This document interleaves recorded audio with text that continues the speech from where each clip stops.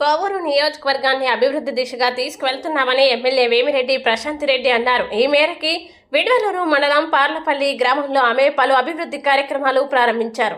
అనంతరం ఆమె మాట్లాడుతూ అస్తవ్యస్తంగా ఉన్న ఆర్థిక వ్యవస్థని నేడు సరిచేసుకుంటూ ముఖ్యమంత్రి చంద్రబాబు నాయుడు అభివృద్ధితో పాటు సంక్షేమాన్ని అందజేస్తున్నారని తెలిపారు. తాను ఎన్నికల సమయంలో ప్రజల నుండి విన్న సమస్యల్ని నేడు పరిష్కరించే దిశగా కృషి చేస్తున్నామన్నారు. చంద్రబాబు సుపరిపాలనలో విడవలూరు మండల అభివృద్ధి కోసమే 6,75,00,000తో 81 పనుల్ని చేసుకోవడం జరిగిందని తెలిపారు. అభివృద్ధి జరుగుతున్న పలువురు అభివృద్ధి జరగడం లేదని అసత్య ప్రచారాలు చేస్తున్నారని మండిపడ్డారు. ప్రజలు చైతన్యవంతులయ్యారని, వారికి అన్నీ తెలుసని అన్నారు. అధికారంలోకి వచ్చిన 20 నెలల్లోనే మీ రంగాల్లో మార్పులు చేస్తూ అభివృద్ధి చేస్తున్నారని కొనియాడారు. వచ్చే విద్యా సంవత్సరంలోపు అన్ని పాఠశాలల్లో కూడా వసతులు కల్పించేందుకు యువ నాయకుడు నారా లోకేష్ కృషి చేస్తున్నారన్నారు. డిప్యూటీ సీఎం పవన్ కళ్యాణ్ పంచాయతీరాజ్ కింద రోడ్ల నిర్మాణాలకి నిధులు కేటాయిస్తున్నారని అన్నారు. త్వరలోనే ఇళ్ల విషయంలో కూడా శ్రద్ధ తీసుకొని ఇల్లు లేని ఇళ్లను అందిస్తామని తెలిపారు. ఈ కార్యక్రమంలో టీడీపీ నాయకులు, కార్యకర్తలు, మండల అధికారులు తదితరులు పాల్గొన్నారు.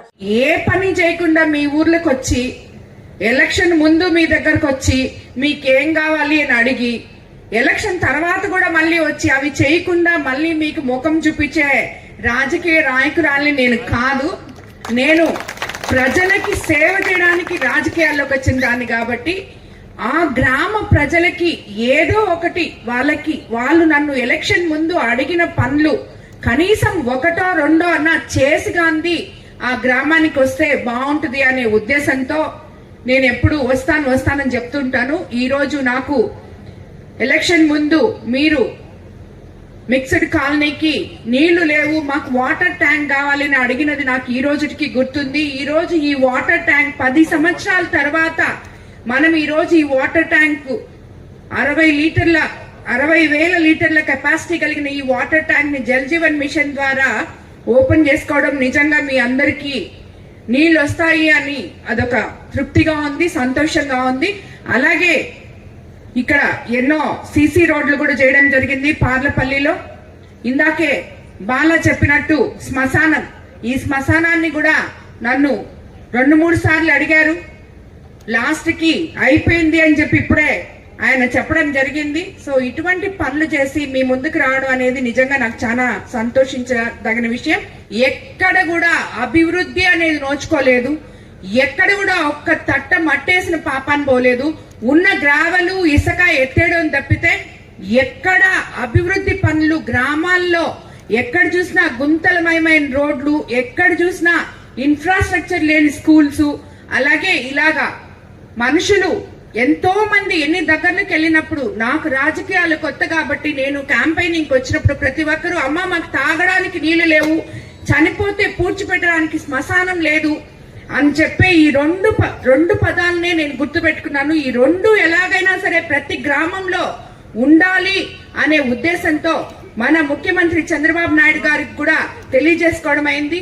ఆయన ఏ రకంగా అయితే మీకు అందరికీ మాట ఇచ్చారో, నేను ముఖ్యమంత్రిని అయిన తర్వాత సంక్షేమము అభివృద్ధి సమంగా చేస్తానని చెప్పి ఎలాగైతే మీకు అందరికీ మాట ఇచ్చారో ఈ రోజు మనం అన్ని కూడా పొందగలుగుతున్నాం. మీరే చెప్పాలి ఎలా ఉన్నాయో రోడ్లు, ఎలా ఉన్నాయి రోడ్లు ఈ రోజు.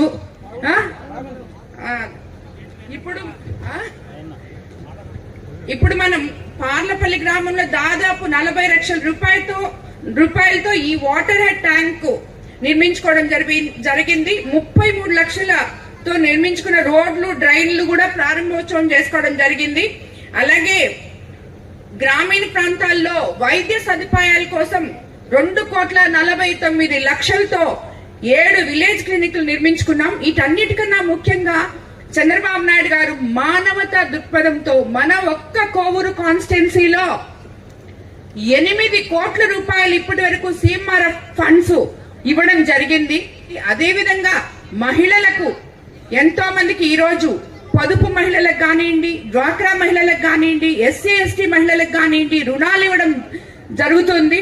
మీకు అర్థమై ఉంటుంది. ఎక్కడ 20 నెలల్లో మనం అధికారంలోకి వచ్చిన తర్వాత ముఖ్యమంత్రి చంద్రబాబు నాయుడు గారు ఎన్ని రకాలుగా ఏ రంగంలో కూడా, ఇంకా విద్యారంగానికి వస్తే ప్రతి ఒక్క స్కూల్లో మన యువ నాయకులు లోకేష్ బాబు గారు క్లాస్ రూమ్ కి ఒక టీచర్ని పెట్టి అత్యంత నాణ్యమైన సన్నబియ్యంతో భోజనం పెట్టి పేరెంట్స్ టీచర్ మీటింగ్స్ పెడుతూ ఆ స్కూళ్ళని సంరక్షణలో ఉన్నారు. అదే కాకుండా నేను ఇంకోటి కూడా చెప్తున్నాను, కోవూరు కాన్స్టిట్యున్సీలో రేపు జూన్ లో స్కూళ్లు తెరిచేటప్పటికి ప్రతి స్కూల్లో ఇన్ఫ్రాస్ట్రక్చరు, బెంచ్లు, పిల్లలకి టాయిలెట్స్ మనం రెడీ చేసుకోబోతున్నామని చెప్పి కూడా మీ అందరికీ నేను తెలియజేసుకున్నాను. కాబట్టి ప్రజలందరూ కూడా ఎవరో ఏదో చెప్తే అప్పుడేదో మేమంతా చాలా చేసేసాం, ఇప్పుడు ఏం చెయ్యట్లేదు, జనాలకి ఏమీ రావట్లేదు, సంక్షేమం లేదు, అభివృద్ధి లేదు అనేది ఇవన్నీ పచ్చి అబద్ధాలు. మీ కళ్ళతో మీరు చూస్తున్నారు,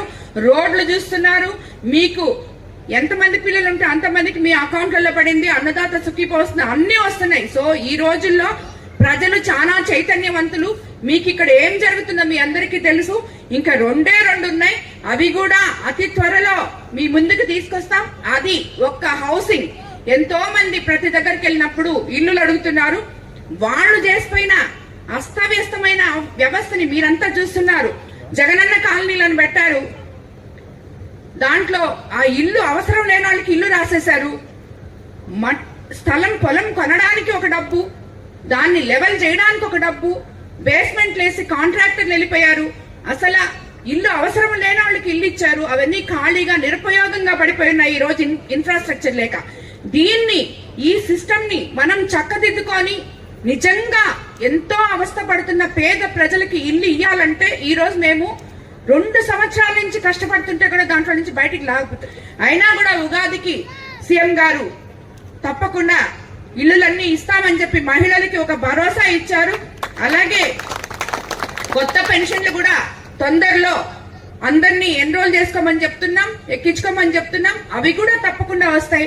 కాబట్టి మీరందరూ గుర్తుపెట్టుకోవాల్సింది ఒకటే, మన ముఖ్యమంత్రి చంద్రబాబు నాయుడు గారు పేదల నాయకులు, పేద ప్రజల పార్టీ, ఇది పేద ప్రజల ప్రభుత్వం. కాబట్టి ఎప్పుడు కూడా మీకందరికీ మేమంతా అండగా ఉంటామని చెప్పి మరోసారి తెలియజేసుకుంటూ అందరికీ ధన్యవాదాలు తెలుపుకుంటున్నాను.